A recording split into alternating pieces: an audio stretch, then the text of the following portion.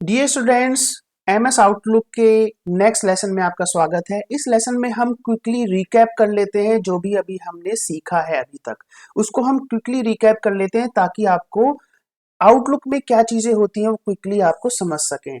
तो सबसे पहले हम बात करते हैं कि आप कैसे लॉन्च करेंगे आउटलुक। उसके लिए आप स्टार्ट बटन पर क्लिक करेंगे और यहाँ पर आउटलुक टाइप करेंगे। सर्च में आउटलुक टाइप करेंगे तो यहाँ पर आउटलुक आ जाता है। इसको हमने लॉन्च कर दिया। इस तरीके से आप आउटलुक को ओपन करेंगे। ठीक है, ओके। अब बात करते हैं कि फोल्डर कैसे क्रिएट करेंगे। तो यहाँ पर देखिए आपकी ईमेल आईडी यहाँ लिखी हुई है। इस ईमेल आईडी पर क्लिक कीजिए, राइट क्लिक कीजिए और यहाँ पर न्यू फोल्डर पर आप क्लिक कीजिए और यहाँ पर किसी भी कुछ भी फोल्डर लिख सकते हैं। जैसे कि मैं यहाँ डिजिटल ग्लैड डॉक्स के नाम से मैं एक फोल्डर बना देता हूँ। एंटर प्रेस कीजिए तो यहाँ पर ये आ गया। इसको आप कहीं भी ड्रैग एंड ड्रॉप कर सकते हैं। ठीक है, तो ये होगा फोल्डर क्रिएट करना। फोल्डर क्रिएट करने के बाद में अब मुझे यहाँ पर कुछ ईमेल्स को मूव करना है। तो मुझे सपोज कीजिए इनबॉक्स से कुछ ईमेल्स उठाकर इस डिजिटल ग्लैड डॉक्स में लाने हैं।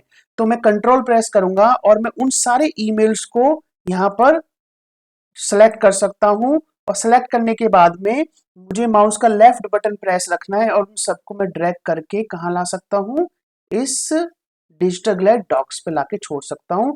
तो इस तरीके से डिजिटल ग्लैड डॉक्स में ये सारे ईमेल्स आ गए। ओके, एक और तरीका है कि मैं कंट्रोल प्रेस करके रखूंगा, राइट कंट्रोल की जो होती है कीबोर्ड में उसको प्रेस करके रखूंगा और राइट क्लिक करूंगा और यहाँ से मूव पर क्लिक करूंगा और यहाँ पर ये सारे फोल्डर दिख जाते हैं मुझे। तो मैं इसको इनको वापस इनबॉक्स में भेजना चाहता हूँ तो इनबॉक्स सेलेक्ट करूंगा तो देखिए वापस इनबॉक्स में चले गए। तो इस तरीके से आप ईमेल्स को एक फोल्डर से दूसरे फोल्डर में यानी इनबॉक्स से किसी और फोल्डर में, किसी और फोल्डर से किसी और फोल्डर में मूव कर सकते हैं। ओके, किसी भी फोल्डर को डिलीट करने के लिए उस फोल्डर को सिलेक्ट कीजिए, उस पर राइट क्लिक कीजिए और डिलीट फोल्डर पर क्लिक कर दीजिए। बट ध्यान रखना, अगर आप फोल्डर डिलीट करते हैं तो उसके अंदर के सारे ईमेल्स भी डिलीट हो जाएंगे। तो अगर आप ऐसा नहीं चाहते हैं तो उन ईमेल्स को पहले मूव कर लेना। तो ये डिलीट फोल्डर पे क्लिक करता हूं तो देखिए यहाँ पर कह रहा है move delete digital docs, digital glad docs folder को आप यस कर देता हूं मैं, ये डिलीट हो गया। लेकिन मैं आपको बता देता हूँ ये डिलीटेड आइटम्स में सॉरी, ये आपका मेरा डिलीट हो चुका है। अब देखिए बहुत सारे ईमेल्स को अगर आप डिलीट करना चाहते हैं या फिर एक पर सिंगल ईमेल को डिलीट करना चाहते हैं तो उस ईमेल पर राइट क्लिक कीजिए और उसको क्या कर दीजिए, डिलीट, प्रेस डिलीट, या फिर आप कीबोर्ड से डिलीट की भी प्रेस कर सकते हैं। अगर आप किसी ईमेल को डिलीट करते हैं, लेट्स से मैंने राइट क्लिक किया और डिलीट कर दिया, तो ये कहाँ जाएगा, ये हमारा डिलीटेड आइटम्स में जाएगा। ठीक है, अगर आपने डिलीटेड आइटम से गलती से कोई डिलीट किया है तो डिलीटेड आइटम्स में जाइए और उसको राइट क्लिक कीजिए और मूव कर दीजिए वापस इनबॉक्स में।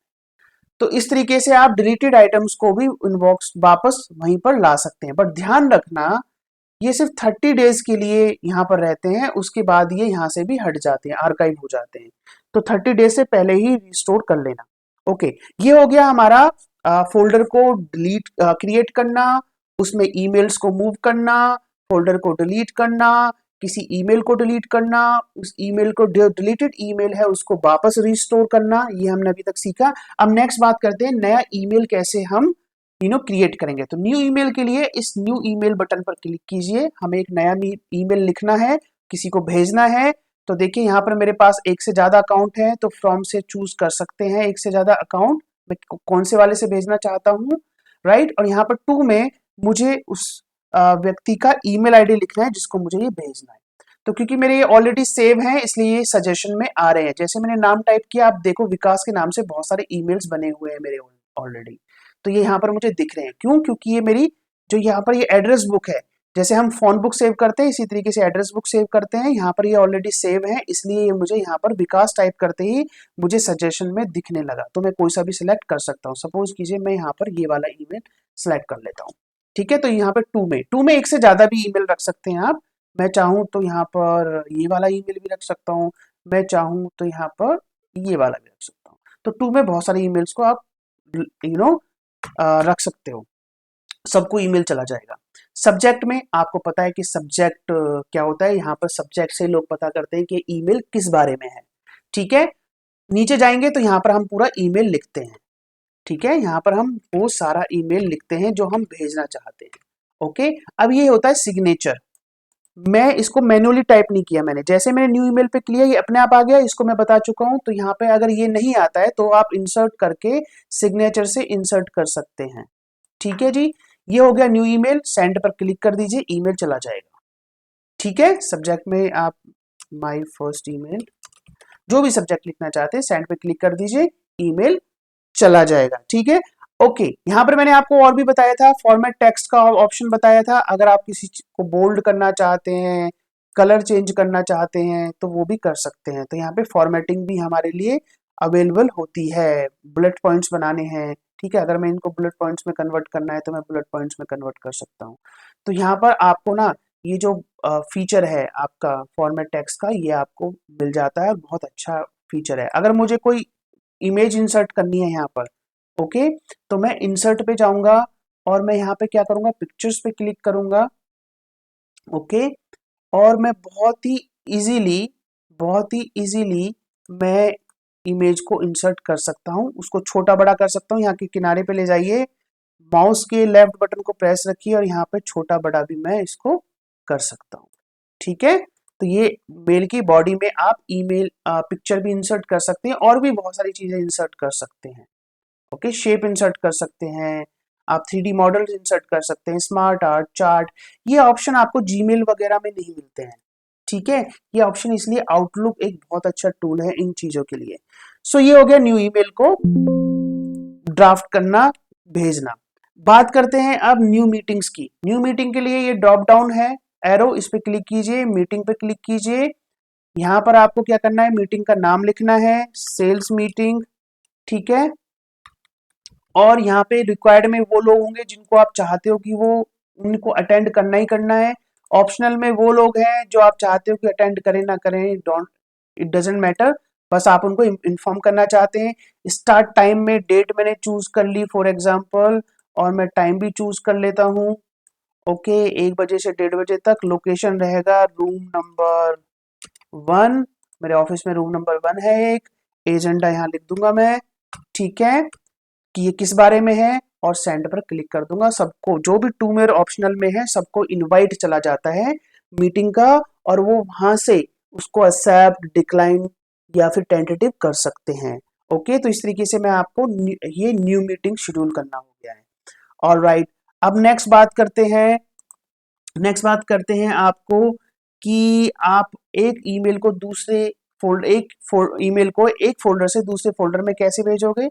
तो वो ऑलरेडी मैं वैसे बता चुका हूँ। आप किसी भी ईमेल को भेजना चाहते हैं उस पर राइट क्लिक कीजिए, मूव पर क्लिक कीजिए और उस फोल्डर को चूज कर लीजिए जहां पे आपको वो ईमेल मूव करना है। अदरवाइज आप कंट्रोल प्रेस करके रखिए या फिर आप लेफ्ट बटन को प्रेस कीजिए माउस का और सीधा उसको ड्रैग एंड ड्रॉप कहीं भी किसी भी फोल्डर में कर सकते हैं। मल्टीपल को करना है तो कंट्रोल प्रेस कर लीजिए और जो जो भेजना है उसको आप सेलेक्ट कर लीजिए यहाँ से, जिन जिन को भी भेजना है। ठीक है, इस तरीके से आप क्या कर सकते हैं, ईमेल्स को वह एक फोल्डर से दूसरे फोल्डर में भेज सकते हैं। अब मैं बात करता हूँ, देखो जैसे ये मेरे पास में इनबॉक्स में विकास शर्मा का एक ईमेल पड़ा है, ये वाला नहीं, ये तो मैंने ड्राफ्ट ही किया है, this one, for example this one.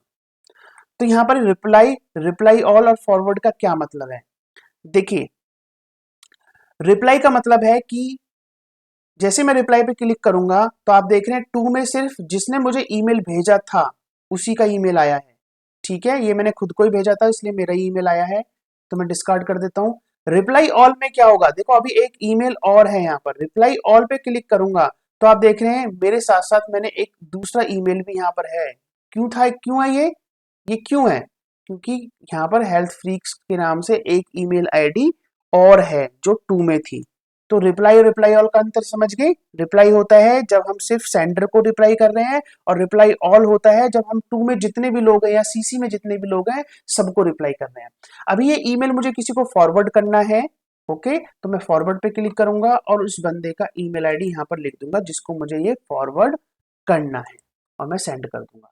तो समझ आया कि ईमेल रिप्लाई रिप्लाई और फॉरवर्ड, राइट। सो इस तरीके से आप किसी भी ईमेल को रिप्लाई रिप्लाई ऑल और फॉरवर्ड कर सकते हैं। तो गाइज ये आउटलुक की मेजर फंक्शनैलिटी है जो मैंने आपको बताई है।